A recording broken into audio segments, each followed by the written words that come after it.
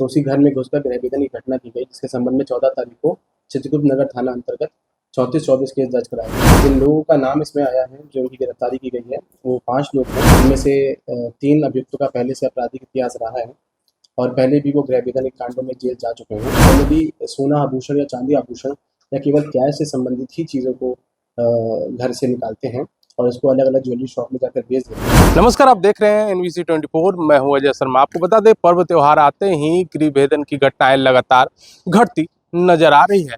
आपको बता दें कि बीते 11 तारीख को किराए के मकान में रहने वाले लोगों के यहाँ गृह भेदन की घटना घटी थी, जब 14 तारीख की वापसी में आए लोगों ने चित्रगुप्त नगर थाने में अपना FIR दर्ज कराया था, जिसके पश्चात पटना पुलिस इसकी पकड़ के लिए, जो गृह भेदन के अपराधी थे उसके पकड़ के लिए तमाम CCTV कैमराओं को खंगालने में लग गई। CCTV कैमराओं के आधार पर 5 शातिर अपराधियों को पटना पुलिस ने धर दबोचा है, जिनके पास से सोना चांदी के जेवरात और कई मोबाइल और पेपर भी, डीड भी जमीन के बरामद किए गए हैं। इस पर क्या विशेष जानकारी दे रहे हैं पटना ईस्ट SP शुभांक मिश्रा, जरा देखें। पटना जिला अंतर्गत पिछले 4-5 महीने से कुछ गृह भेदन की घटनाएं हो रही थी, जिनको हम लोग लगातार उनके कार्यशैली का, अपराध शैली का हम लोग अध्ययन कर रहे थे।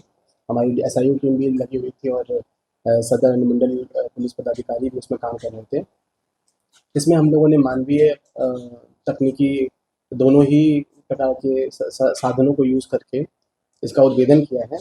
इसमें 11 तारीख को एक मामला सामने आया, जिसमें किराएदार जो रहते थे वो पर्व मनाने के लिए अपने घर गए हुए थे, तो उसी घर में घुसकर गृह भेदन की घटना की गई, जिसके संबंध में 14 तारीख को चित्रकूट नगर थाना अंतर्गत 34-24 केस दर्ज कराया गया। उसी केस के अनुसंधान में जब सारे CCTV फुटेज और अन्य तकनीकी साक्ष्यों को हम लोगों ने देखा, तो उसमें कुछ लोगों का चेहरा दिखा और टावर लोकेशन भी आई है, जिसके आधार पर हम लोगों ने इसका उद्भेदन किया है। जिन लोगों का नाम इसमें आया है, जो उनकी गिरफ्तारी की गई है, वो 5 लोग हैं। राजू कुमार पासवान, अविनाश कुमार, सन्नी महतो, गौतम कुमार और सूरज कुमार। इनमें से 3 अभियुक्तों का पहले से आपराधिक इतिहास रहा है और पहले भी वो गृह भेदन के कांडों में जेल जा चुके हैं। अलग अलग जगह पर रेड की गई, इन लोगों से पूछताछ भी की गई। गहन पूछताछ के क्रम में पता चला कि ये लोग जनरली सोना आभूषण या चांदी आभूषण या केवल कैश से संबंधित ही चीज़ों को घर से निकालते हैं और इसको अलग अलग ज्वेलरी शॉप में जाकर बेच देते हैं। तो इसमें जो ज्वेलरी शॉप ओनर्स हैं, उनकी भी संलिप्तता आई है, जिनमें से 2 को गिरफ्तार किया गया है। उनके यहाँ से कुछ सामान भी बरामद किया गया, जिसके बाद में पहचान करवाई जाएगी। इस अब तक कुल 7 कांडों में इनकी संलिप्तता साबित हो चुकी है। 7 नहीं, 3 2 5 7 2 9 केसेस में इनकी संलिप्तता हो चुकी है, जिनमें से 3 case Agamkuan, 2 case Kankarbagh, 2 case RK Nagar, 1 Chitragupta Nagar और 1 पत्रकार नगर है। इसमें हम लोग आगे भी पूछताछ कर रहे हैं और संभवतः इन लोगों की संलिप्तता और भी कांडों में होगी। बेसिकली अभी एक स्नैचिंग के केस में जेल जा चुका है, तो उससे पहले, जेल जाने से पहले, ये गृह भेदन के कांडों में भी मेन लाइनर का काम करता था। तो इन लोग का ई-रिक्शा में घूम कर ये लोग चिन्हित करते हैं कि किन किन जगहों पर ताला लगा हुआ है और लोग बाहर गए हुए हैं। उन्हीं को चिन्हित करते हुए ये अन्य लोगों को सूचना देता था कि जो गृह भेदन के कांड में शामिल होते थे। ये लोग हर जगह पे घूमते हैं।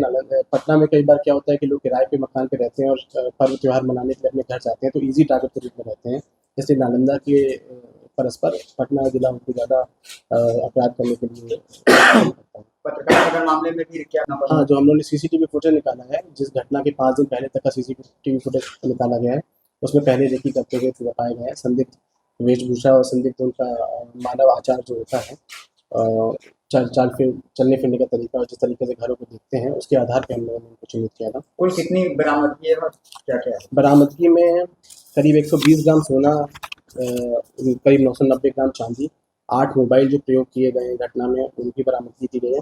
एक ज़मीन अभी रिसेंटली बेची गई, जिसके बारे में उसने स्वीकार भी किया है कि जो अपराध से ही पैसा कमाया था, उसी से एक ज़मीन खरीदी है, उसकी भी सेल डीड है और कुछ नगद बरामद हुआ है, लगभग 40,000 के आसपास। कहाँ ये जमीन खरीदा? ज़मीन खरीदा गया है, अभी सेल डीड देखकर हम बताएंगे। सर, ये पटना में ही घटना नहीं, लोग घूमते रहते हैं। इनका जो पिछला हम लोगों ने 1 साल का पूरा लेखा जोखा निकाला है, वो लोग अलग अलग जगह पे घूमते रहते हैं, लेकिन घटना के समय पे पटना जगह पर रहते हैं, वापस कई बार चले जाते हैं। सर, इसमें दुकानदार जो सोना, हाँ, उसमें 2 लोग, उसका क्या रोल था सर? उनका रोल है, वो लोग कच्चा पूचा इशू करते हैं और वही लोग मेन इसमें बहुत सस्ते में ज्वेलरी खरीद लेते हैं बिना किसी भी रसीद के या उसके, उसको गला के दूसरी धातु कई बार उसको ज्वेलरी में कन्वर्ट करके बेचते हैं। तो सोनार के पास से कितना गोल्ड बरामद हुआ है? कुल 118 ग्राम गोल्ड बरामद हुआ है, जिसके बारे में हम पहचान भी करेंगे।